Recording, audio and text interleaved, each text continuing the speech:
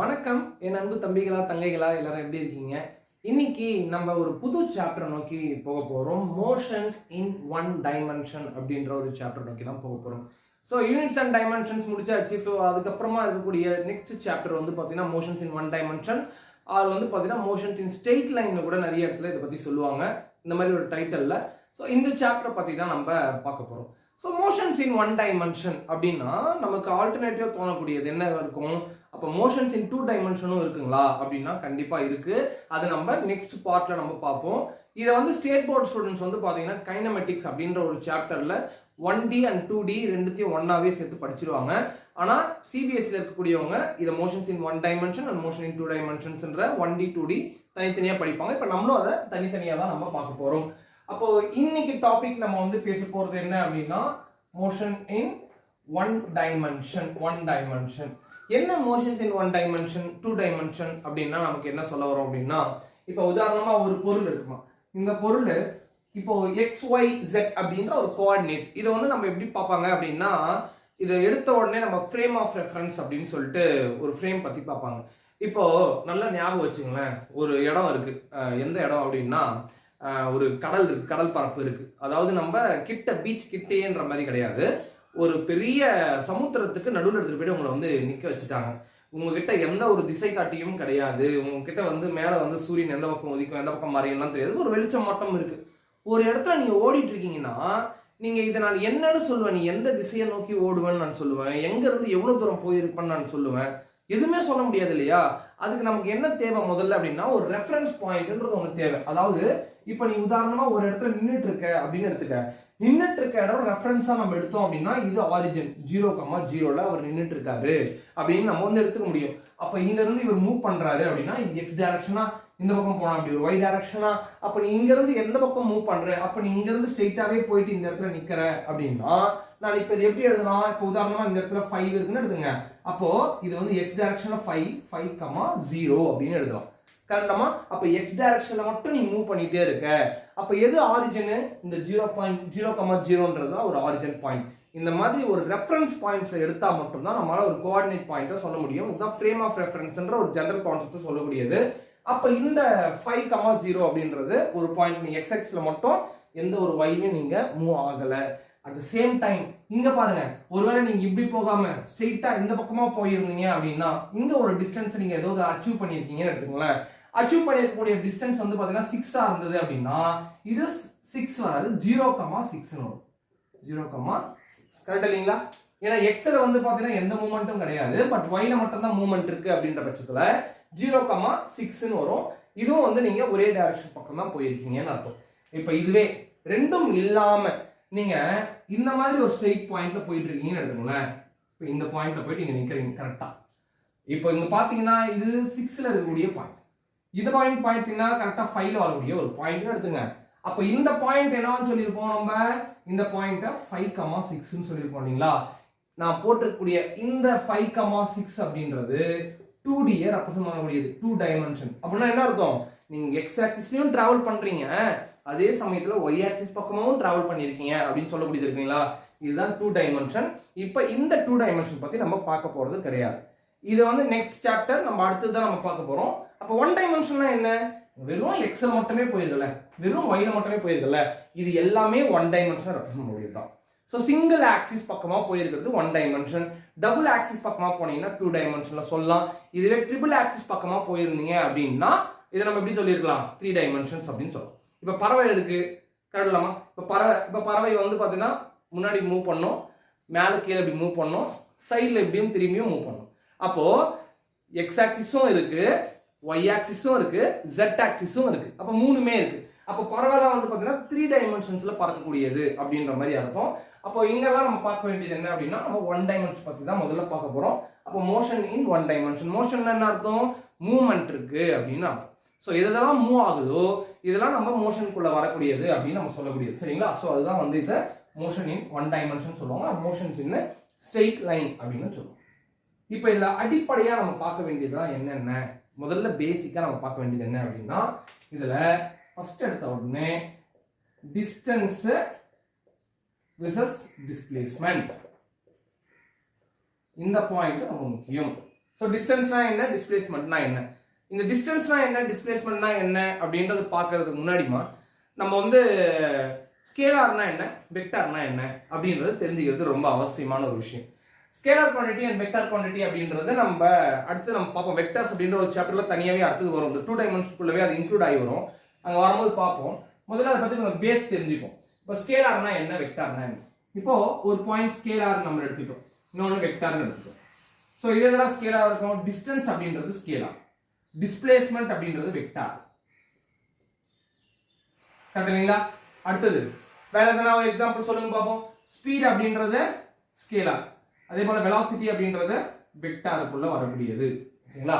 இப்போ ஸ்கேலார்னா என்ன, வெக்டார்னா என்ன, நம்ம என்ன ஜெனரலா படிச்சிருக்கோம் அப்படின்னா, ஸ்கேலார் அப்படின்ற ஒரு குவான்டிட்டிக்குள்ள நம்ம எடுத்துக்கிட்டோம் அப்படின்னா, ஸ்கேலார் வந்து பார்த்தோம் அப்படின்னா மேக்னிடியூட் மட்டும் தான் இருக்கும், மேக்னிடியூட் மட்டும் தான் இருக்கும், பட் நோ டிஸ்பிளேஸ்மெண்ட்.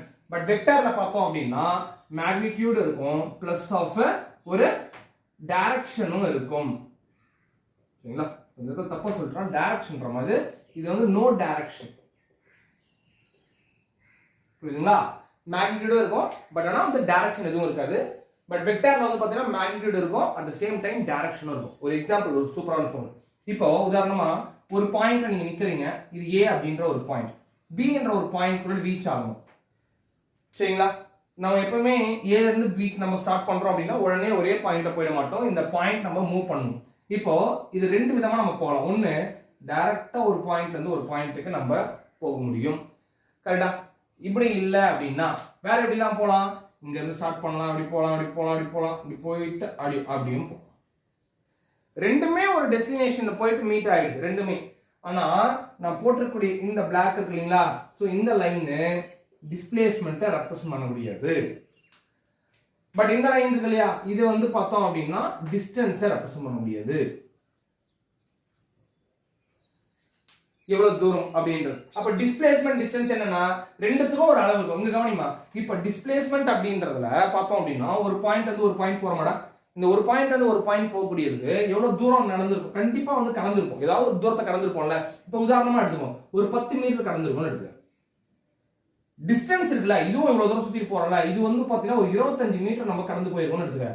ரெண்டுத்துக்கும் வந்து இதுதான் நம்ம மேக்னிடியூட்னு சொல்லுவோம். இந்த வேல்யூ இருக்கு இல்லையா, இந்த வேல்யூ தான் நம்ம மேக்னிடியூட்னு சொல்லுவோம். அப்ப ரெண்டுத்துக்குமே மேக்னிடியூட் இருக்கு. ஆனா இதுக்கு டைரக்ஷன் சொல்ல முடியாது. இது எந்த பக்கம் போகும்னு எப்படி சொல்லுவது, இது சொல்லவே முடியாது. ஆனா இந்த டிஸ்பிளேஸ்மெண்ட் இருக்கு, இந்த டிஸ்பிளேஸ்மெண்ட்டுக்கு உங்களால ஒரு டைரக்ஷன் போட முடியும். எப்படின்னா இப்போ நம்ம ஒரு இது ஃப்ரேம் ஆஃப் ரெஃபரன்ஸ் மாதிரி ஒன்று கன்சிடர் பண்ணிப்போம். இந்த மாதிரி ஒரு ஃப்ரேம் ஆஃப் ரெஃபரன்ஸ் ஒன்று கன்சிடர் பண்ணிப்போம். இப்போ டைரக்ஷன்ல பாருறாமா, இந்த பக்கம் மூவ்மெண்ட்ல, அப்ப இந்த பக்கம் பார்த்தோம் அப்படின்னா ஈஸ்ட் டைரக்ஷன், இந்த பக்கம் பார்த்தோம்னா வெஸ்ட் டைரக்ஷன், மேல பார்த்தோம்னா நார்த் டைரக்ஷன், கீழே பார்த்தோம்னா சவுத் டைரக்ஷன். அப்ப இந்த லைன் போட்டிருக்க பிளாக் லைன், இதுக்கு வந்து ஒரு தீட்டா ஒன்று கொடுத்துருப்போம்ல.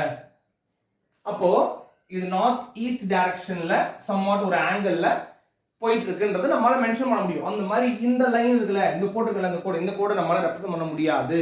ஸோ அதனால தான் இது டிஸ்டன்ஸ். ஸோ டிஸ்டன்ஸ்க்கு மேக்னிடியூட் மட்டும் தான் இருக்கும், டைரக்ஷன் இருக்காது. ஆனால் டிஸ்பிளேஸ்மெண்ட்டுக்கு மேக்னிடியூடும் இருக்கும், அட் த சேம் டைம் ஒரு டைரக்ஷனாலையும் நம்ம ரெப்ரசென்ட் பண்ணிட முடியும். நார்த் ஈஸ்ட் டைரக்ஷன்ல ஒரு 30 டிகிரில டிராவல் ஆயிருக்கு, சவுத் வெஸ்ட் டைரக்ஷன்ல ஒரு 50 டிகிரில இது டிராவல் பண்ணிட்டு இருக்குன்றத நம்மளால டைரக்ஷனை மென்ஷன் பண்ணி சொல்ல முடியும். ஸோ அதுதான் இங்க டிஸ்பிளேஸ்மெண்ட் அப்படின்ட்டு நம்மளால சொல்ல முடியும். சரிங்களா? இதுல எப்பவுமே நம்ம இந்த ஒரு கண்டிஷன் ஒன்று சொல்லுவாங்க, டிஸ்டன்ஸ் அப்படின்ற ஒரு பார்ட் கம்பேர் டு டிஸ்பிளேஸ்மெண்ட் எப்பவுமே அதிகமா இருக்கும், கிரேட்டர் தென் டிஸ்பிளேஸ்மெண்டா இருக்கும். சரிங்களா? ஆர் ஈக்குவல் டு ஆகும் இருக்கும். புரியுதுங்களா? ஆர் ஈக்குவல் டு ஆகும். இப்போ இது வந்து பார்த்தோம் அப்படின்னா ஒரு எக்ஸாம்பிள்ஸ்ல நம்ம இன்னொன்று பார்க்க வேணும். ஃபர்ஸ்ட் வந்து இந்த பாயிண்ட்ஸ் நம்ம முதல்ல பேசிக்ஸா தேவை. இப்போ இருந்து அடுத்தது ஒரு எக்ஸாம்பிள்ஸ் நம்ம பார்ப்போம். இப்போ டிஸ்டன்ஸ்க்கும் டிஸ்பிளேஸ்மெண்ட்டுக்கும் நம்ம என்ன பண்ண போறோம் அப்படின்னா ஒரு சிம்பிளா ஒரு டயக்ராம் மூலமா இதை நம்ம ரெப்ரசென்ட் பண்ண போறோம். இப்போ ஒரு சர்க்கிள் ஒன்று எடுத்துக்கணும், ஒரு சர்க்கிள். கரெக்டா? இப்போ இந்த சர்க்கிள் நம்ம பிரிச்சுட்டோம் அப்படின்னா இப்படி பிரிச்சுக்கலாமா, பாயிண்ட்ஸ் கரெக்டா பிரிச்சு. சரியாமா? இப்போ இது ஒவ்வொன்றுக்கும் ஒரு பாயிண்ட் ஒன்று மென்ஷன் பண்ணி கொடுத்துடுறாமா. இந்த பாயிண்ட் வந்து என்னவா இருக்கும், திஸ் இஸ் ஏ பாயிண்ட், இதுமா பி, இந்த பாயிண்ட்ரா சி, இந்த பாயிண்ட்ராமா டி. சரிங்களா? இப்போ பாயிண்ட் நம்ம எங்க இருந்து எங்க போக போறோம் அப்படின்றது ஒரு பாயிண்ட் இல்லையா. ஏ டு முதல்ல வந்து பார்த்தீங்கன்னா ஏ டு பி, அடுத்தது நம்ம ஏ டு சி, ஏ இருந்து சி, அடுத்தது a to d, அப்புறம் a to a வரும். சுத்தி அங்கே நிற்கும் திரும்பவும். இப்போ இதை ரெண்டா பார்க்க போறோம். எப்படி எடுத்து போறோம் அப்படின்னா இதுல ரெண்டா. ஸோ ஃபர்ஸ்ட் ஒன்று வந்து பார்த்தோம் அப்படின்னா டிஸ்டன்ஸை நம்ம பார்க்க போறோம். சரிங்களா? அடுத்த ஒன்று டிஸ்பிளேஸ்மெண்ட்ல பார்க்க போறோம். டிஸ்பிளேஸ்மெண்ட்ல நம்ம என்னெல்லாம் வரும் அப்படின்னு சொல்லிட்டு போலாமா? பாப்போமா? இப்போ இங்க பாருங்க, முதல்ல ஏல இருந்து பி. நம்ம சர்க்கிளுக்கு நம்ம சர்க்கம்ஃபரன்ஸ் நமக்கு என்னன்னு தெரியும். சர்க்கிளுடைய சர்க்கம்ஃபரன்ஸ் நம்ம circumference of a circle. Circumference of a circle. Circumference வந்து பாத்தீங்கன்னா சர்க்கிளுக்கு 2πr. கரெக்ட் இல்லைங்களா? 2πr. பெரிமீட்டர் அப்படின்னு சொல்லுவோம் இல்லைங்களா? சர்க்கிளுக்கு வந்து சர்க்கம்ஃபரன்ஸ் தான் சொல்லுவோம். சர்க்கம்ஃபரன்ஸ்ன்றது 2πr சுற்றளவு. இது வந்து பார்த்தோம் அப்படின்னா இந்த டிஸ்டன்ஸ் எல்லாமே இங்க இருந்து இந்த பாயிண்ட்ல சர்க்கம்ஃபரன்ஸ் பத்தி தான் பேசக்கூடியது. அப்ப சர்க்கம்ஃபரன்ஸ் வந்து பாத்தீங்கன்னா 2πr. அப்ப 2πrல நம்ம இங்க இருந்து கால்வாசி தூரம் தான் போறோம்.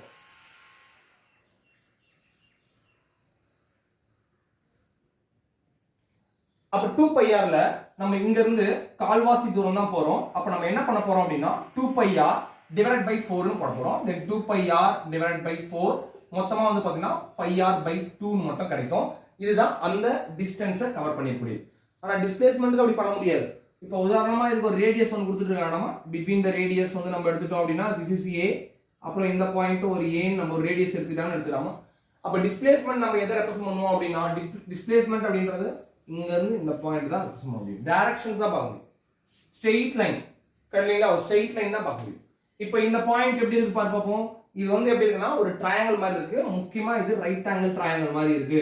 So right angle triangle Pythagoras theorem எடுத்தோம் அப்படின்னா so right angle triangle base a, இந்த பாயிண்ட் a. அப்ப வந்து பார்த்தோம் அப்படின்னா இதுல ABC பித்தாகரஸ் தியரம் என்ன ஸ்டேட் பண்ணோம்? AC square hypotenuse square equal to sum of the square of the other two sides அப்படின்றது இல்லையா? இதுதான் வந்து பித்தாகரஸ் தியரம் ரெப்ரசன்ட் பண்ணக்கூடியது, ஸ்டேட் பண்ணக்கூடியது. அப்ப AC ஸ்கொயர் நமக்கு தெரியாது. this is AC square. AB square உடைய வேல்யூ வந்து A square. this is A square plus of BC square ஓட வேல்யூ A ஸ்கொயர் தான். இதுவும் ஒரு A ஸ்கொயர் தான் நம்ம ரெப்ரசன்ட் பண்ணிருக்கணும். அப்ப மொத்தமா பார்த்தோம் அப்படின்னா 2A ஸ்கொயர் னு வரப்போகுது AC ஸ்கொயர் ஓட வேல்யூ. அப்ப AC ஓட வேல்யூ என்ன வரும்னா √2A ஸ்கொயர். அப்ப மொத்த வேல்யூ √2 * A மட்டும் நமக்கு கிடைக்க போகுது. அப்போ இதோட வேல்யூ நம்ம என்னன்னு பார்க்க போறோம்? √2 * A ன்னு பார்க்க போறோம். So displacement of A to B வந்து பாத்தீங்கன்னா √2 * A. √2 * A. புரியுதா? ஒரு ஐடியா கிடைக்குதா என்னென்ன பண்ணிருக்கோம் அப்படின்னு சொல்லிட்டு? சரி, அடுத்து பாப்போம் வாங்க. A ல இருந்து அடுத்து C க்கு போறோமா? A to C next travel பண்றோமா? சோ A to C க்கு நம்ம பாறோமா டிஸ்பிளேஸ்மென்ட். இப்போ 2πr ன்றது மொத்தமா இதுல பாதி அளவுக்கு நம்ம கவர் பண்ணிரோம். அப்ப நம்ம என்ன பண்ண போறோம்? 2πr divided by 2 மட்டும் போட போறோம். மொத்தமா நமக்கு πr மட்டும் நமக்கு கிடைக்க போகுது. அப்ப டிஸ்டன்ஸ் நம்ம எவ்வளவு தூரம் கவர் பண்ணிருக்கோம்னா πr என்ற டிஸ்டன்ஸ் மட்டுமா. டிஸ்பிளேஸ்மென்ட் சொல்லுங்க பாப்போம். எதனா? சோ டிஸ்பிளேஸ்மென்ட் என்ன வரும்? இங்க டிஸ்பிளேஸ்மென்ட்ல பார்த்தோம் அப்படின்னா இது ஒரு a, இங்க ஒரு a, இங்க இருந்து இங்க பாயிண்ட் என்னமா ஸ்ட்ரெயிட் டைரக்ஷன் போயிடலாம். a + a மொத்தமா 2a என்ற ஒரு டிஸ்டன்ஸை டிராவல் பண்ணிடலாம். புரியுதுங்களா? ஓகேவா? தென் அடுத்து பார்ப்போம். a to d போறோம். சோ a ல இருந்து d. சோ a ல இருந்து d போறோம்னா நம்ம இங்க என்ன பண்ணலாம்? a to d. அப்ப a ல இருந்து சர்க்கம்ஃபரன்ஸ் எடுத்துனா டோட்டலா மொத்தமா போட்டு by 3 போடுற போறோம். அப்ப இதோட வேல்யூ வந்து பார்த்தோம் அப்படின்னா 2πr. Circumference of a circle divided by இது மொத்தம் 2, இது ஒரு பார்ட் 1, இது வந்து மொத்தமா நமக்கு 3.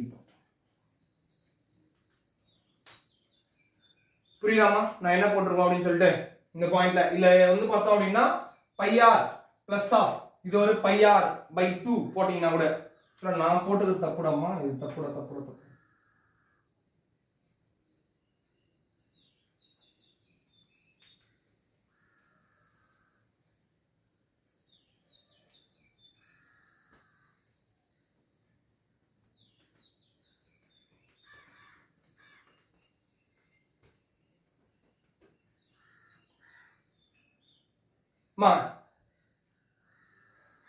நெக்ஸ்ட் A ல இருந்து நம்ம D வரைக்கும் நம்ம டிராவல் பண்ண போறோம். சோ A to D க்கு டிராவல் பண்றது பார்ப்போம். A to D க்கு A ல இருந்து முதல்ல C வரைக்கும் ஒரு டிராவல் பண்ணிரணும். அப்புறம் C ல இருந்து ஒரு D. சோ அப்போ A to C வந்து பார்த்தோம் அப்படின்னா இது மொத்தமா எவ்வளவு தூரம் நம்ம டிஸ்டன்ஸ் டிராவல் வந்து பார்த்தோம் அப்படின்னா பாதி அளவுல πr இருக்கு இல்லையா? அப்ப நம்ம என்ன பண்ண போறோம்னா πr பிளஸ் ஆஃப். நல்லா கவனிங்க. அடுத்து C ல இருந்து D போறோமா? இது வந்து பாத்தீங்கன்னா கால் பகுதி தான், குவார்ட்டர் பார்ட். இந்த குவார்ட்டர் பார்ட் தான் முன்னாடியே கண்டுபிடிச்சிருக்கோம். A to B வரைக்கும் கண்டுபிடிச்சிருக்கோம். என்ன கண்டுபிடிச்சிருக்கோம்? πr by 2 னு போட்டுருக்கோமா?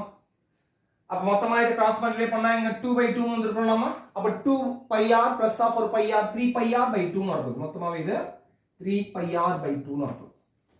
புரியுது இல்லையா? அப்போ இங்க இருந்து இது வரைக்கும் நம்ம எடுத்தோம் அப்படின்னா இது பாதி. அதுக்கப்புறமா இங்க இருந்து இந்த பாயிண்ட் இருக்குல்ல, இது கால்வாசி. இது 1/4, இது 1/2. புரியுதுங்களா? அப்போ இந்த கால்வாசி பாயிண்ட் தான் நம்ம முன்னாடி இங்க போட்டோம். அதுதான் pi r by 2 வரும். இது வந்து பாதி 2 pi r by 2 போட்டோம்னா இது pi r வந்து இல்லையா, ரெண்டுத்தையும் ஆட் பண்ணா நமக்கு 3 pi r by 2 நமக்கு கிடைச்சிருக்கும். அதுதான் டிஸ்டன்ஸ் ரெப்ரசன்ட் பண்ணுது. இப்போ டிஸ்பிளேஸ்மென்ட் பார்க்கறோம்னா நம்ம டிஸ்பிளேஸ்மென்ட் என்ன நம்ம வரப்போது a ல இருந்து எது வரைக்கும்டா d வரைக்கும் நம்ம பார்க்க போறோம். சோ a ல இருந்து d க்கு பார்த்தாலும் இதே பாயிண்ட் தான் நம்ம வரப்போகுது. இதே டிஸ்டன்ஸ் தான். இங்க என்ன போட்டோமோ அதே டிஸ்பிளேஸ்மென்ட் தான் இங்க வரப்போகுது. இது a னா கண்டிப்பா இந்த பார்ட் a வா தான் இருக்கும். சரிடா? இதுவும் a வா தான் இருக்கும். அப்ப இதுவும் a இதுவும் a இதே ஃபார்முலா தான். அப்ப √2a இதுவும் வந்து நமக்கு √2a வா தான் வரப்போகுது. மாற போறது கிடையாது. புரியுதா? ஓகேவா?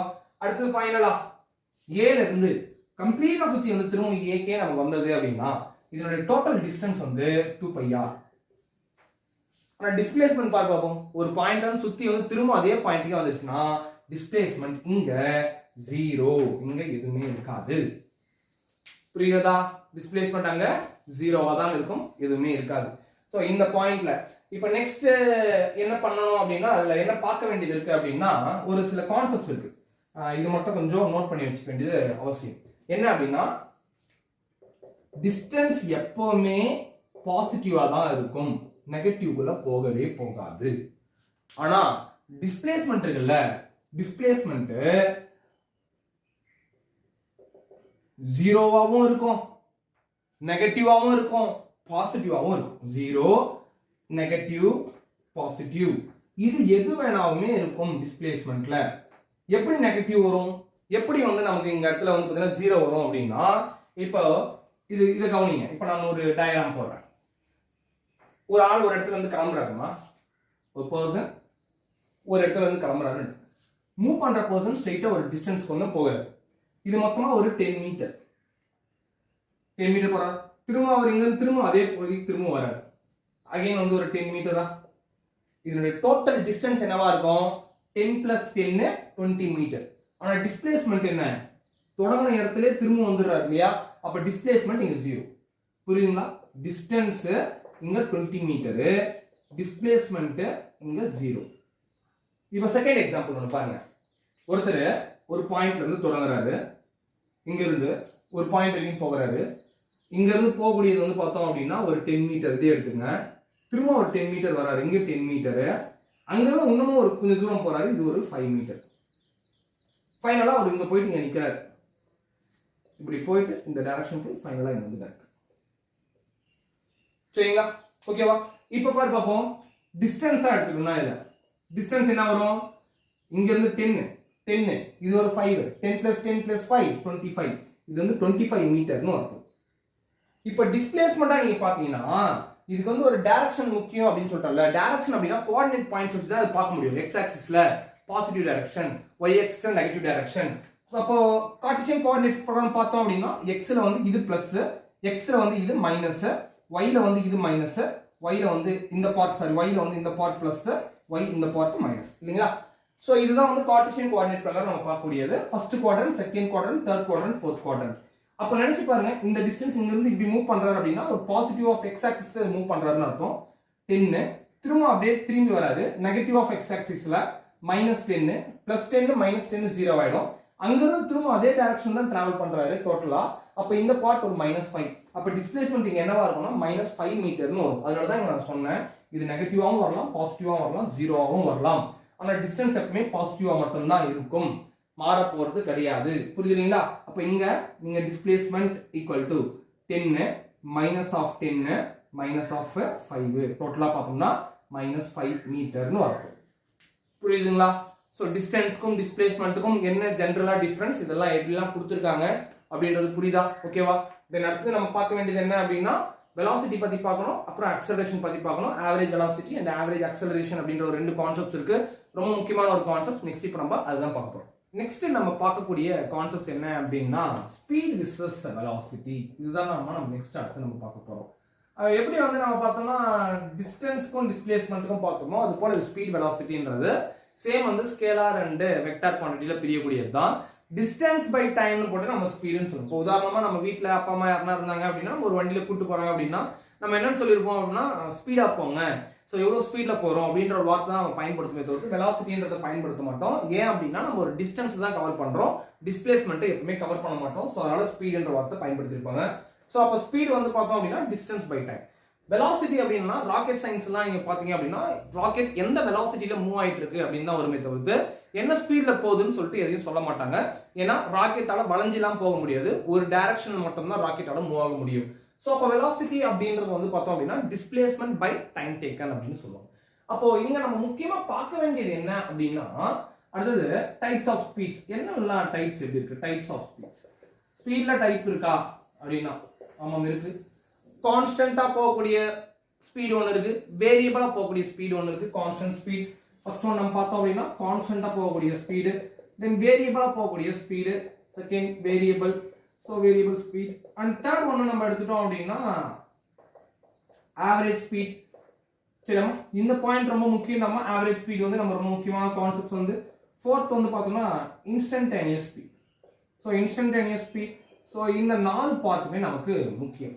அப்போ முதல்ல நம்ம பார்க்க வேண்டியது என்னன்னா கான்ஸ்டன்ட் ஸ்பீட். கான்ஸ்டன்ட் ஸ்பீட் அப்படின்றது ஒரு நபர் இங்க இருந்து கிளம்புறாரு அப்படின்னா அந்த நபர் ஒவ்வொரு செகண்டுக்கும் ஒவ்வொரு பாயிண்ட்ல இது ஒரு செகண்ட், இங்க ஒரு செகண்ட், இங்க ஒரு செகண்ட் மொத்தமா கவர் பண்றது. சரிங்களா, இது எல்லாமே ஒவ்வொரு செகண்ட்ல ஒரு பாயிண்ட் அவர் கவர் பண்றாருன்னு எடுத்துக்கேன். நான் சொல்றது வந்து பாத்தீங்கன்னா இந்த டிஸ்டன்ஸ் ஒரு செகண்ட், இது ஒரு செகண்ட், இது ஒரு செகண்ட், இது ஒரு செகண்ட், இப்படி கவர் பண்றது எல்லாமே வந்து பாத்தீங்கன்னா கான்ஸ்டன்டா இருக்கக்கூடிய வெலாசிட்டிலே போயிட்டே இருக்காரு அப்படின்னு எடுத்துக்கோம். அப்போ கான்ஸ்டன்ட் வெலாசிட்டி அப்படின்னா இப்போ உதாரணமா வந்து 5 மீட்டர் பர் செகண்ட், இது 5 மீட்டர் பர் செகண்ட், இங்க 5 மீட்டர் பர் செகண்ட், இந்த மாதிரி 5 மீட்டர் பர் செகண்ட்ல கான்ஸ்டன்டா டிராவல் பண்ணிட்டு இருந்தாரு அப்படின்னா இது கான்ஸ்டன்ட் ஸ்பீட்னு சொல்லுவோம்.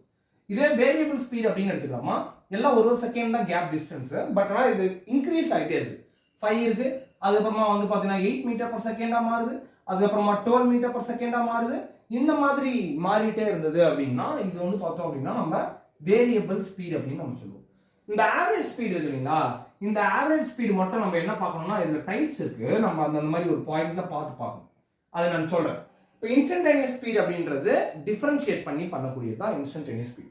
அட் த இன்ஸ்டன்ட் பாயிண்ட்ல இதனுடைய ஸ்பீட் என்னவா இருந்திருக்கும் அப்படின்னா இது நம்ம இன்ஸ்டன்டேனியஸ் ஸ்பீடுன்னு சொல்லுவோம். இங்க இன்ஸ்டன்டேனியஸ் ஸ்பீடு வந்து நம்ம பார்த்தோம் அப்படின்னா dx by dt அப்படின்ற ஒரு பார்ட்ல நம்ம ரெப்ரசென்ட் பண்ணி ஆகணும். இது வரும்போது நம்ம பேசுவோம்.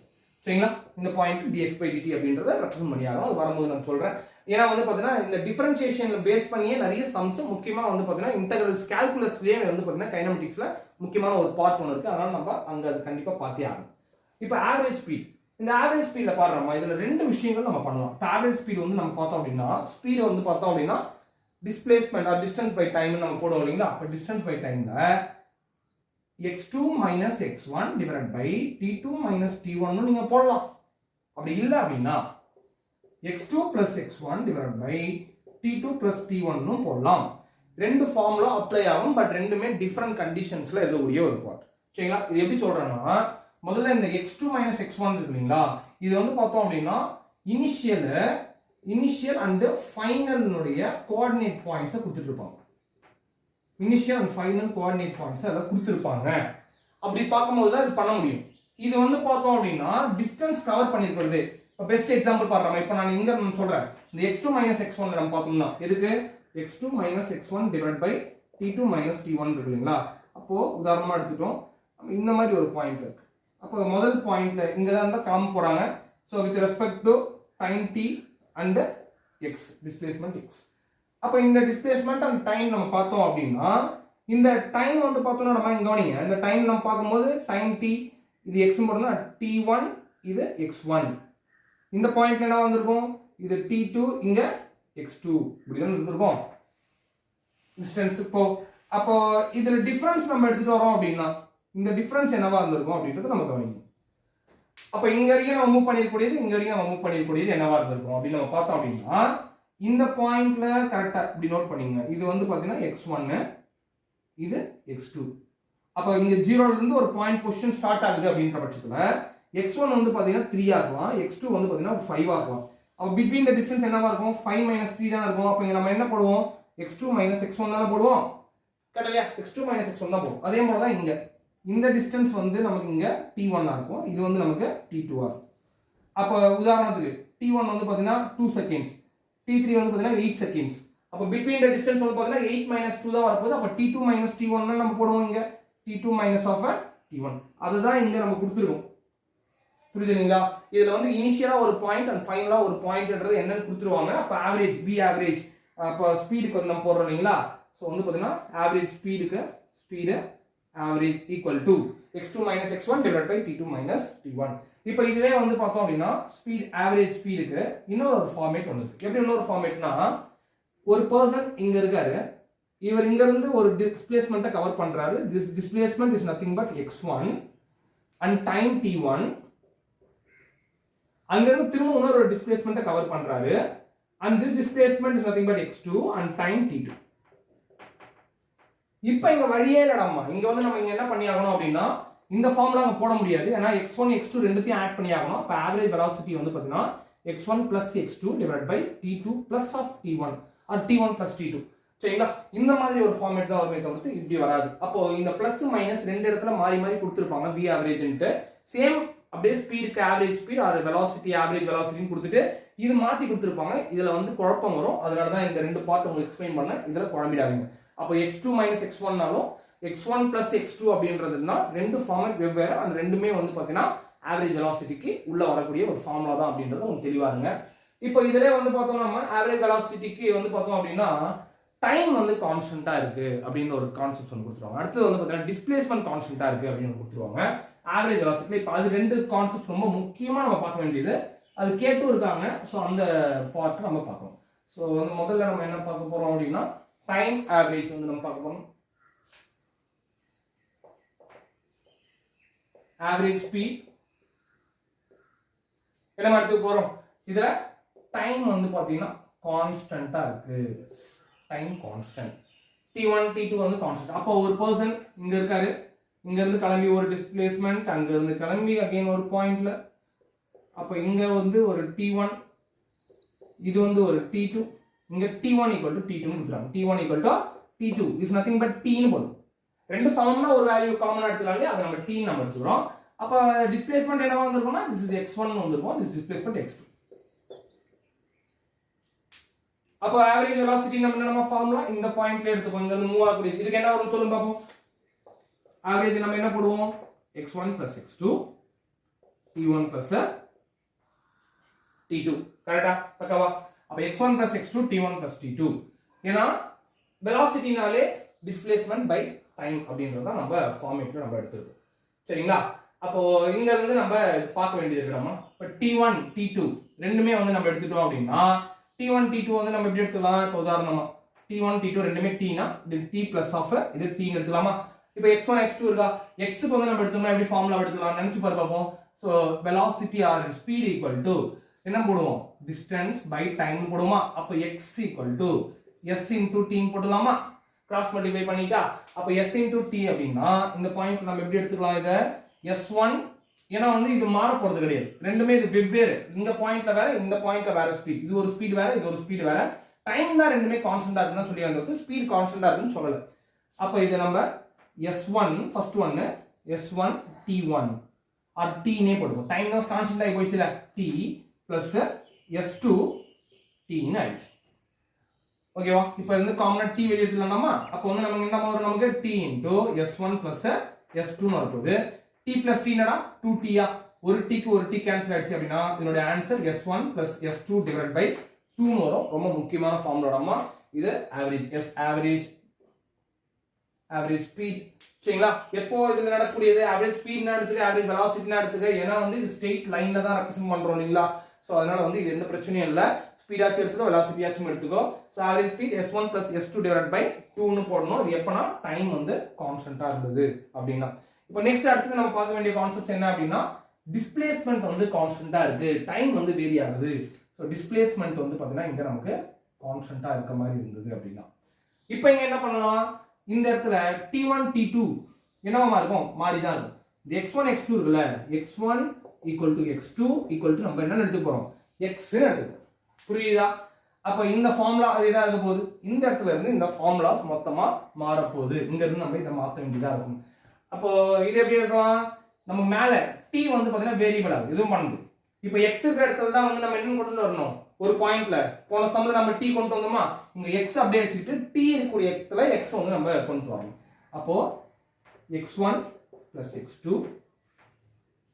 divided by சரிங்களா t க்கு பதிலா நம்ம எப்படி போடலாம் t இங்க இடத்துல எழுதுனா t equal to x by s ன்னு எழுதலாம் அப்ப இது x1 by s1 plus x2 by s2 கரெக்ட்டா இப்போ இத கிராஸ் மல்டிப்ளை பண்ணோம் அப்படினா x1 x2 x ன்னு ஆயிடும் நம்ம மொத்தமா என்னன்னு போடலாமா 2x போடலாமா 2x divided by இது x by s1 plus x by s2 ன்னு போடலாம் இந்த மேத்தமேட்டிக்ஸ் அங்க இருந்து கண்டினியூ பண்ணனும் இப்போ 2x divided by cross multiply பண்ணிட்டா x into s2 plus x into s1 divided by s1 s2 okay இப்போ இங்க இந்த s1 s2 மேல போய்டும் then 2 into x s1 s2 divided by x மட்டும் காமனா வெளிய எடுத்தா s1 plus of s2 ஒரு x க்கு ஒரு x cancel ஆயிடுச்சுனா 2 into s1 s2 divided by s1 plus of s2 ன்னு வரப்போகுது இதுதான் இதனுடைய ஃபார்முலாவா இருக்கும் எதுக்கு டிஸ்பிளேஸ்மென்ட் கான்ஸ்டன்ட் வந்தா இந்த ஃபார்முலா or இது எப்படி எழுதலாம் அப்படினா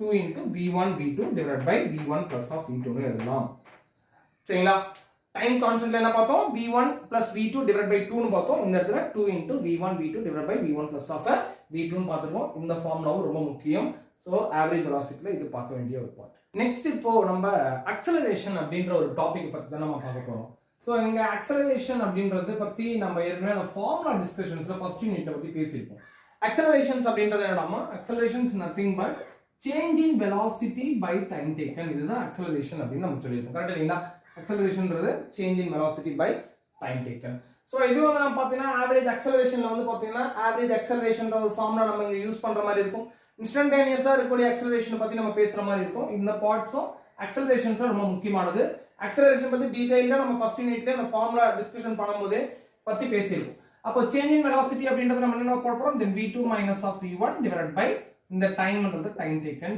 t சரிங்களா இவ்வளவு தூரம் இது ஜெனரல் ஃபார்முலா ஆக்சலரேஷனுக்கு வந்து நம்ம பார்த்துட்டோம் அப்படினா இப்போ ஆக்சலரேஷன்ல வந்து நம்ம நெக்ஸ்ட் நம்ம பார்க்க வேண்டியது என்ன அப்படினா ஆவரேஜ் வந்து பாத்தீங்கன்னா ஆக்சலரேஷன்ல வந்து பார்த்தோம் அப்படினா ஆவரேஜா நம்ம பார்த்தோம் அப்படினா எப்படி ஸ்பீடுக்கு வந்து பார்த்தோம் அப்படினா x2 x1 divided by t2 minus of t1ன்றத நம்ம போட்டோமோ அதே போல இங்க v2 minus v1 divided by t2 minus t1 ன்ற ஃபார்முலா வரும் then v2 plus of v1 divided by t2 plus of t1 ன்ற ஃபார்முலாவும் வரும் acceleration average சோ ரெண்டுத்துக்குமான வித்தியாசம் நம்ம ஸ்பீடுக்கு இருக்கும்போதே நம்ம சொல்லிட்டோம் so v2 minus of v1 அப்படின்றது இனிஷியலாவும் ஃபைனலாவும் இருக்கக்கூடிய கோஆர்டினேட்ஸ் பாயிண்ட்ஸ் பேஸ் பண்ணிருக்கூடியது சோ v2 v1 அப்படின்றது டோட்டலா நம்ம டிஸ்பிளேஸ்மென்ட்ஸ் எடுத்து பார்க்கக்கூடியதா வந்திருக்கக்கூடியது தான் இது அப்போ இங்க இந்த ஃபார்முலாவை acceleration ஜெனரலா நம்ம velocity by time வந்து போடலாம் அப்ப v1 equal to a1 t1 இப்படின்ற அந்த பார்ட்ல வந்து குறிச்சிடுவாங்கடா அப்ப மொத்தமா இங்க எப்படி எழுதுறானா this is a1 t1 plus a2 t2 divided by t2 plus of t1 இப்படியும் ஃபார்முலால எழுதிக்கலாம் சோ அப்போ a2 a1 ன்ற ஒரு acceleration t1 ன்ற ஒரு டைம்க்கு நடந்திருக்கு அப்படினா அது v1 ஆ இருந்திருக்க கூடியதா இருந்திருக்கும் அப்ப a2 ன்றது t2 க்கு நடந்திருக்கு அப்படினா அது v2 ஆ இருக்கக்கூடிய velocityக்கு வந்து பாத்தீங்கன்னா a2 t2ன்றது மல்டிபிள் ஆயிருக்கும் அப்படின்ற கான்செப்ட் ஜெனரலாவே இங்க நமக்கு தேவைப்படும் சரிங்களா அதே போல இன்ஸ்டன்டேனியஸ் அப்படின்றது dv by dt ன்னு கொடுக்க போறோம் நம்ம இது இன்ஸ்டன்டேனியஸ் சோ இன்ஸ்டன்டேனியஸ் வந்து பாத்தீங்கன்னா என்னது இன்ஸ்டன்டேனியஸ் அக்சலரேஷன்ல இன்ஸ்டன்டேனியஸா வரக்கூடியது சரிங்களா சோ இது எல்லாமே பேசிக்ஸா இருக்கக்கூடிய ஒரு ஃபார்முலாஸ் தான் இதுல இப்போ இதுல வந்து நம்ம நெக்ஸ்ட் சின்னதா இருக்கக்கூடிய கிராஃப்ஸ் பத்தி அவங்க பேசிடுவாங்க அந்த கிராஃப் பத்தி நம்ம தெரிஞ்சுக்க வேண்டியது இருக்கு இப்போ உதாரணமா இப்படி எடுத்துக்கங்க சோ this is x இங்க time taken t so x t அப்படின்றது velocityயோட ஃபார்முலா என்னமா velocity equal to displacement by time x by t அப்படின்றது வந்து தெரியுமா இந்த இடத்துல கண்டிப்பா நம்ம ஸ்லோப் தான் எடுத்தாகணும் velocity கண்டுபிடிக்கிறதுக்கு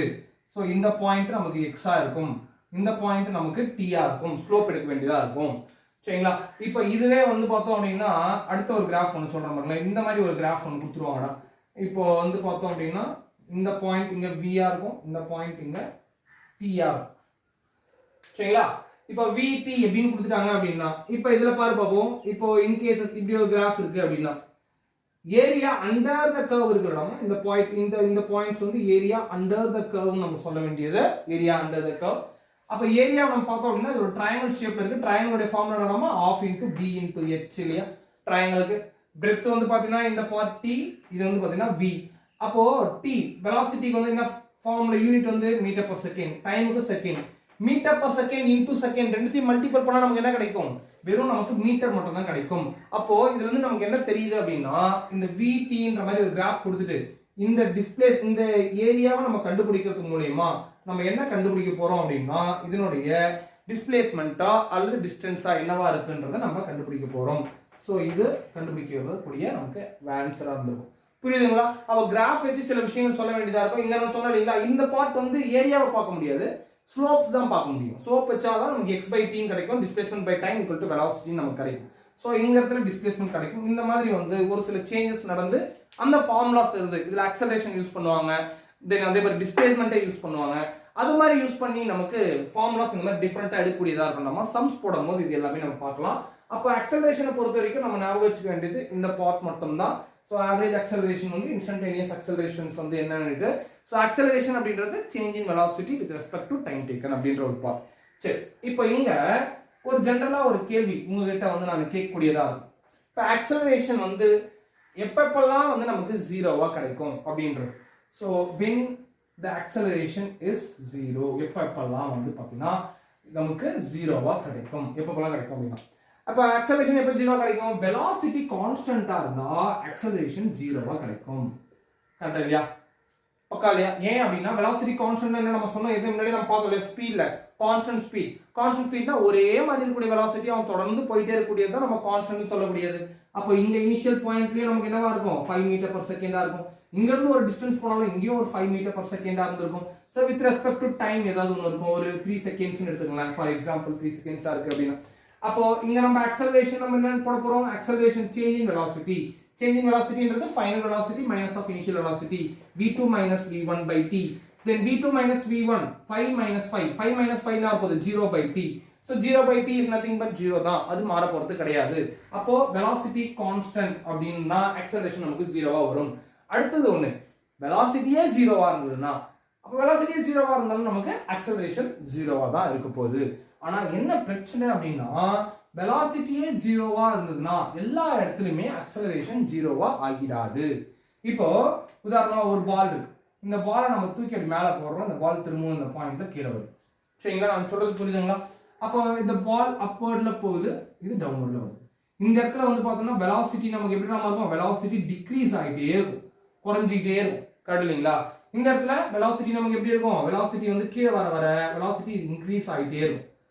ஆனா மேல போனாலும் இப்ப தூக்கி போட்ட உடனே ஒரு பாயிண்ட் போயிட்ட உடனே அந்த வெலாசிட்டி 0 ஆயிட்ட பிறகுதான் திரும்ப கீழே வரும். கரெக்ட் தானே? ஓகேவா? அப்போ அட் ஹையஸ்ட் பாயிண்ட்ல நமக்கு வெலாசிட்டி என்னவா இருக்கும்? வெலாசிட்டி நமக்கு 0வா இருக்கும். சரிங்களா? வெலாசிட்டி இருக்காது. ஆனா இது டிபெண்ட்ஸ் அப்பான் தி கிராவிட்டின்றதுனால அக்சலரேஷன் டியூ டு கிராவிட்டி பிரகாரம் எல்லா இடத்துலயுமே நமக்கு அக்சலரேஷன் டியூ டு கிராவிட்டி பிரகாரம் ஆன்சர் 9.8 தான் இருக்குமே தவிர்த்து இங்க 0 எங்கேயுமே மாறாது. ஏன் சொல்ல வந்தேன்? when acceleration is 0 ன்னு கேட்டீங்களா, இதுக்காக சொல்லணும். ஒன்னு velocity constantனா 0 வரும், அப்படி இல்லைனா velocity வந்து பாத்தீங்கன்னா 0வா இருந்தாலும் 0 வரும். ஆனா அந்த 0வா இருந்தாலும் 0 வரும்ன்றது எல்லா கண்டிஷன்லயும் அப்ளை ஆகாது. அதுதான் ரொம்ப முக்கியமான விஷயம். சோ இந்த மாதிரி அண்டர் கிராவிட்டி எல்லாம் வரும்போது velocity 0வா இருந்தா acceleration கான்ஸ்டன்டா தான் இருக்கும், மாற போறது கிடையாது, வேல்யூ இருக்கும். பட் என்ன, அப்போடா தூக்கி போற டவுனோட வரும்போது இங்க மேல போகும்பொழுது அக்சலரேஷன் நமக்கு எப்படி இருந்திருக்கும் அப்படின்னா நெகட்டிவ்ல இருக்கும். ஏன்னா கிராவிடேஷன்ஸ்க்கு ஆப்போசிட்ல இருக்கிறதுனால இங்க நெகட்டிவா இருக்கும். தென் கீழே விழும்போது வந்து பார்த்தோம் அப்படின்னா இதனுடைய அக்சலரேஷன் நமக்கு பாசிட்டிவா இருக்கும், இது நெகட்டிவா இது பாசிட்டிவா இருக்கும். சரிங்களா? இந்த பாயிண்ட் வரைக்கும் ஞாபகம் இருக்கா? அப்போ அக்சலரேஷனுடைய ஃபார்முலா என்ன? Acceleration due to gravity. Acceleration due to gravity என்னமா அது வந்து ஃபார்முலான்ற பாருங்க. என்ன வேல்யூ வந்து வந்திருக்கும்? 9.8 மீட்டர் பர் செகண்ட் ஸ்கொயர். இது கான்ஸ்டன்டா எல்லா இடத்துலயுமே யூஸ் பண்ண முடியாது. ஒரு சில இடத்துல வந்து பாத்தீங்கன்னா ரவுண்டா நம்ம யூஸ் பண்ணோம் அப்படின்னா ரவுண்டா யூஸ் பண்ணா 10 மீட்டர் பர் செகண்ட் சொல்லியிருப்பாங்க. ஸோ இது நம்ம எல்லாத்துக்கும் எடுத்துக்கூடாது. அவன் வந்து கொஸ்டின்லேயே வந்து given or take g equal to அப்படின்னு கொடுத்துட்டு இது g தான் ரெப்ரசன்ட் பண்ணுவாங்க, ஏ ரெப்ரசன்ட் பண்ண மாட்டாங்க, எப்பவுமே g தான் ரெப்ரசன்ட் பண்ணுவாங்க. take g equal to 10 metre per second square, நீங்க 10 மீட்டர் பர் செகண்ட் ஸ்கொயர் எடுத்துங்க. அப்படி take g equal to 9.8 metre per second square, நீங்க 9.8 மீட்டர் பர் செகண்ட் ஸ்கொயர் தான் எடுக்கணும். அதே போல கொடுத்திருக்கக்கூடிய அந்த ஆப்ஷன்ஸையும் பார்க்குற மாதிரி இருக்கும். அந்த ஆப்ஷன்ஸ்ல பார்த்தோம் அப்படின்னா ஏதாவது வந்து டெசிமல்ல இருக்க மாதிரி இருந்தது அப்படின்னா கண்டிப்பா நீங்க 9.8 தான் எடுத்துக்கணும். ரவுண்ட் ஆஃபா எதனா வேல்யூ வந்ததுன்னா நீங்க 10ன்ற மாதிரி பாருங்க. அது கிட்டத்தட்ட நீங்க சம் சால்வ் பண்ண ஒரு ஐடியா வந்து கிடைச்சிடும். சரியா? ஆக்சலரேஷன் அப்படின்றதுக்கு நீங்க இந்த பார்ட் வரைக்கும் நீங்க ஞாபகம் வச்சுக்க வேண்டியதா இருக்கும். சம்ஸ்குள்ள போலாமா? நெக்ஸ்ட் இப்போ ப்ராப்ளம்ஸ் பார்க்க போறோமா? இந்த ப்ராப்ளம்ஸ்ல பார்த்தோம் அப்படின்னா முதல் problem particles moves in a circle covers an angle of 45 degree அப்படின்னு கொடுத்துட்டாங்க. What is the distance cover by the particle அப்படின்னு கேட்டாங்க. ஸோ ஒரு சர்க்கிள்ல வந்து பார்த்தோம் அப்படின்னா மொத்தமாக நமக்கு ஒரு 360 அப்படின்னு நமக்கு தெரியும். ஸோ அப்போ இனிஷியலாக இங்கேருந்து ஸ்டார்ட் ஆகுது 0 டிகிரிலேருந்து. ஸோ இந்த பார்ட் வந்து 90 டிகிரி. அப்போ இதில் பாதியில் தான் போயிருக்கு. தென் இங்கே தான் வந்து நமக்கு இங்கே 45 டிகிரி நமக்கு கிடச்சிருக்கும் ஆங்கிள் நம்ம எடுத்துட்டோம் அப்படின்னா. அப்போ இதனுடைய டிஸ்டன்ஸ் என்ன அப்படின்றது தான் இங்கே கொஸ்டினாக இருக்குது. அப்போ சர்க்கிளினுடைய டோட்டலாக இங்கே டிஸ்டன்ஸை கேட்டுறாங்க, டிஸ்பிளேஸ்மெண்ட் இல்லை. ஸோ டிஸ்டன்ஸ்க்கு வந்து பார்த்தோம் அப்படின்னா நம்ம சர்க்கம்ஃபரன்ஸ் அப்படின்ற ஃபார்முலா தான் எடுப்போம். ஸோ சர்க்கம்ஃபரன்ஸ் வந்து பார்த்தோம்னா 2πr கரெக்டாக இடமா. ஸோ 2πr அப்படின்றது தான் அதோடைய சர்க்கம்ஃபரன்ஸ். அப்போ இது நம்ம ஆங்கிள் கொடுத்துருந்ததுனால இது எப்படிமா எழுதணும் அப்படின்னா θ டிவைடட் பை 360 அப்படின்னு எழுதி கொண்டோம்.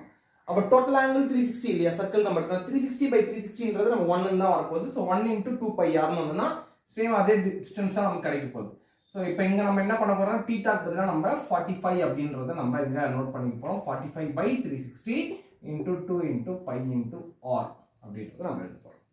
ஸோ 45 எத்தனை டைம் போகும் பார்த்தோம் அப்படின்னா திஸ் இஸ் 5 டேபிள்ஸ் நம்ம பார்த்தோம்னா 9 டைம்ஸ். தென் இங்கே வந்து பார்த்தீங்கன்னா 5 டேபிள்ஸில் 72 டைம்ஸ் கடலடா 72 டைம்ஸ் போகக்கூடியது. தென் இங்கே 9 டேபிள்ஸில் இது 1 டைம் வந்து பார்த்தோம் அப்படின்னா இது 8 டைம்ஸ் இருக்கும். அப்போ டோட்டலாக நம்மளுடைய ஆன்சர் வந்து பார்த்தோம் அப்படின்னா 2πr/8 வந்திருக்கும். இன்னமும் சால்வ் பண்ணா πr/4 கிடைச்சிருக்கும். ஸோ இதான் டோட்டல் டிஸ்டன்ஸ் வந்து அதுக்கு கவர் பண்ணிக்கக்கூடியது. சரியாமா? இது ஒரு சம். இப்போ செகண்ட்ல இருக்கக்கூடிய ஒரு சம் பண்றோமா, a car cover 2/5 total distance v1 அப்படின்ற ஒரு ஸ்பீட்ல வந்து கவர் பண்ணிருக்கு அப்படின்னு கொடுக்குறாங்க. அடுத்தது வந்து பார்த்தோம் அப்படின்னா 3/5 டிஸ்டன்ஸ் ஆஃப் v2 ஸ்பீடுன்னு கொடுக்குறாங்க. ஃபைண்ட் த ஆவரேஜ் ஸ்பீட் அப்படின்னு கேட்டாங்க.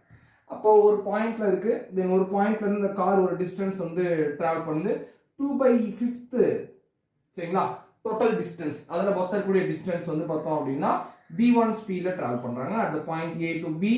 தென் b to c ல இருந்து அடுத்தது வந்து பார்த்தீங்கன்னா 3/5 அடுத்தது இருக்கக்கூடிய ஸ்பீட்ல கவர் பண்றாங்க. திஸ் v2 அப்படின்ற. பட் டோட்டலா இதை மொத்தமா எடுத்துட்டோம் அப்படின்னா இது x அப்படின்றத நம்ம எடுத்துக்கலாம். மொத்த டிஸ்டன்ஸ் வந்து நம்ம கவர் பண்றது. அப்ப 2/5 அப்படின்றது டிஸ்டன்ஸை பார்த்தோம் அப்படின்னா 2/5x அப்படின்னு போட்டுக்க வேண்டியதான். இப்போ இந்த டிஸ்டன்ஸ் மட்டும் நம்ம எடுத்துட்டோம் அப்படின்னா 2/5x போட்டுக்க வேண்டியதான். இந்த பார்ட் எடுத்தோம்னா 3/5x அப்படின்னு போட்டுருவோம். 3/5x அப்படின்னு கவர் பண்ணிக்கூடியது. அப்போ ஆவரேஜ் ஸ்பீட் வந்து நம்ம பார்த்தோம்னா ஸ்பீட் ஆஃப் ஆவரேஜ் வந்து நம்ம எடுத்துட்டோம் அப்படின்னா ஆவரேஜ் ஸ்பீட் வந்து நம்ம டோட்டலா ஸோ ஸ்பீட் வந்து நம்ம என்ன மென்ஷன் பண்ணுவோம், தென் டிஸ்டன்ஸ் பை டைம் டேக்கன்ஸ் வந்து பார்த்தோம் அப்படின்னா அப்போ மொத்தமா இருக்கக்கூடிய டிஸ்டன்ஸ் நம்ம எக்ஸ்ன்னு எடுத்துப்போம். இதான் டோட்டல் டிஸ்டன்ஸ் ரெப்ரசென்ட் பண்ணிருக்கூடியது எக்ஸ்ன்னு எடுத்துப்போம். டைம் வந்து பார்த்தோம் அப்படின்னா t1 + t2ன்னு எடுத்துப்போம். ஏன்னா ஒரு பாயிண்ட்ல இருந்து இது ஒரு டைம் டேக்கன் இருக்கு. ஏன்னா வெலாசிட்டி மாறுது. அப்போ இங்க ஒரு டைம் டேக்கன், இங்க ஒரு வெலாசிட்டி மாறிட்டே இருக்கு. ஸோ அப்போ ஜெனரல் ஃபார்முலா எடுத்துட்டோம் அப்படின்னா velocity = distance by time. So time = distance by velocity எழுதிக்கலாம் இல்லையா? அப்போ இந்த ஃபார்மேட் எப்படி எழுதலாம், x டிவைட் பை இந்த t1 வந்து பார்த்தீங்கன்னா டிஸ்டன்ஸ் என்ன டிஸ்டன்ஸ் 2/5 × x இல்லையா? Then 2/5 × x divide by so t1 இங்க வந்து v1 போட போறோம். ஏன்னா v1 வெலாசிட்டின்றது அவங்க கொடுத்துட்டாங்க. v1 அதுலயும் கவர் ஆயிருக்கு. தென் பிளஸ் ஆஃப் இந்த point 3/5 × x divide by v2 நம்ம கவர் ஆயிருக்கு. அப்போ இந்த 5 வந்து பேஸ் கீழே இறங்கிடும் இல்லடமா, நம்ம சொல்றது புரியுது இல்லையா? அப்போ இங்க எப்படி எழுதலாம், இந்த 5 கீழேயே போட்டுக்கலாம் 5 × v1. தென் இந்த 5 கீழே இறங்கினா 5 × v2 அப்படின்றதை நம்ம போட்டுக்கலாம். திஸ் இஸ் 2x இங்க 3x அப்படின்றது இருந்திருக்கும்.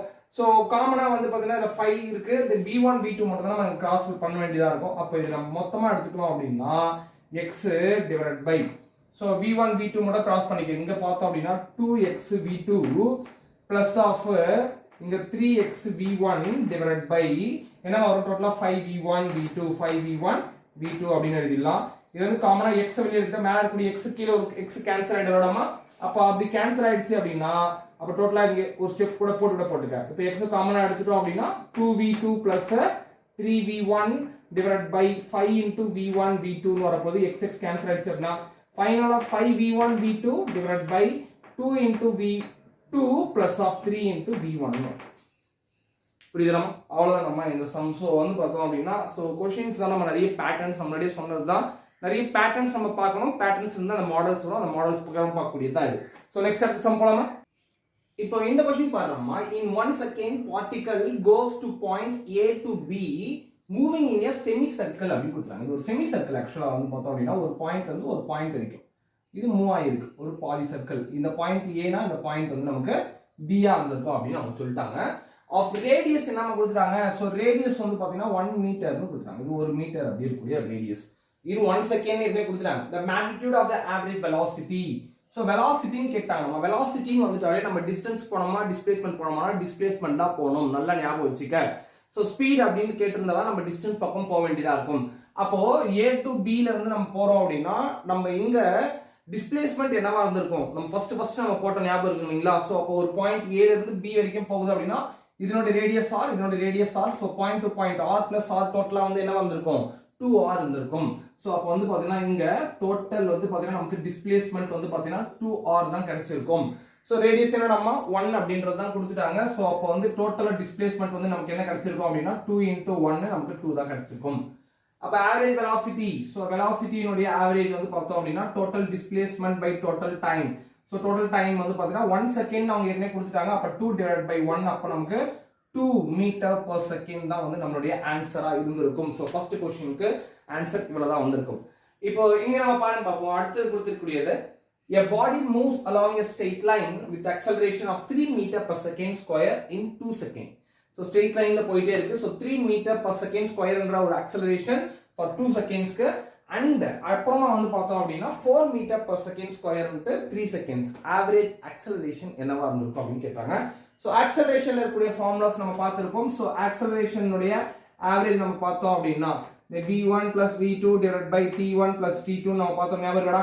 So v1 நம்ம எழுதணும், then a1 ஞாபகம் இருக்கா, a1 t1 then a1 t1 plus a2 t2 divided by t1 plus of t2 அப்படி நம்ம எழுதிருந்தோம் இல்லைங்களா.